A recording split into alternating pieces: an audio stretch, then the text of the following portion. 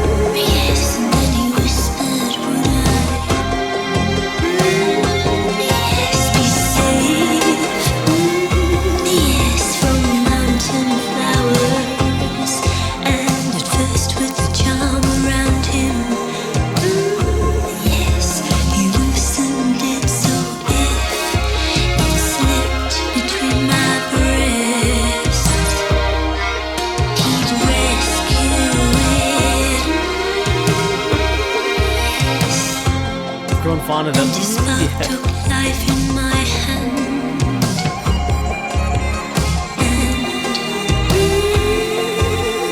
Yes, I said yes, but not yet.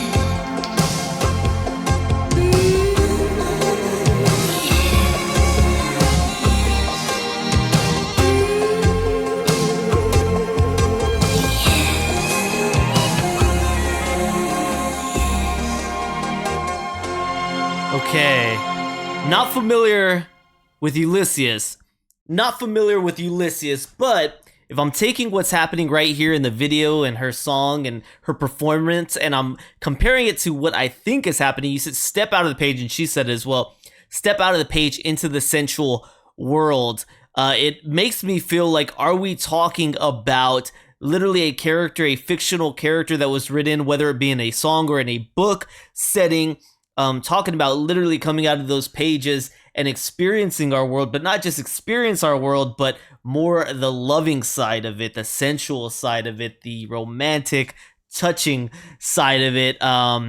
It sounded like that type of song, and maybe it can be in that literal sense of coming off of the page, or it can be in the sense of joining into someone else's world and wanting to partake in their world and share your life experiences, boom, together, if you know what I mean.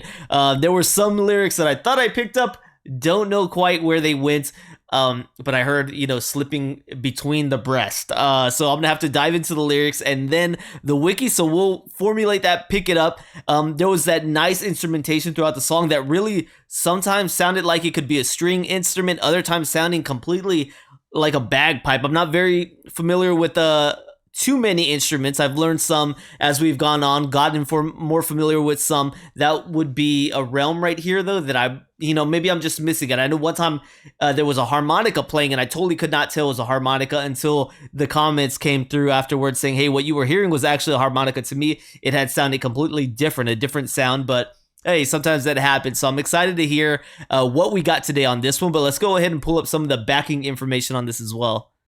All right, so I ended up pulling up the lyrics, reading through them right now before I got to this part, and yeah, we definitely talking about some seduction, some good times, all right? So shout out for this one, this song right here, man. I vibe with it, all right? So let's go ahead and read this. The Sensual World, Kate Bush, released in 1989. Songwriter on this one is Miss Kate Bush herself. This was the title track for her first single from her album of the same name, released in 1989. All right, going down here, it says that the writing and inspiration, the song is inspired by Molly Bloom stepping out of the black and white two-dimensional pages of James Joyce's Ulysses into the real world, and is immediately struck by the sensuality of it all.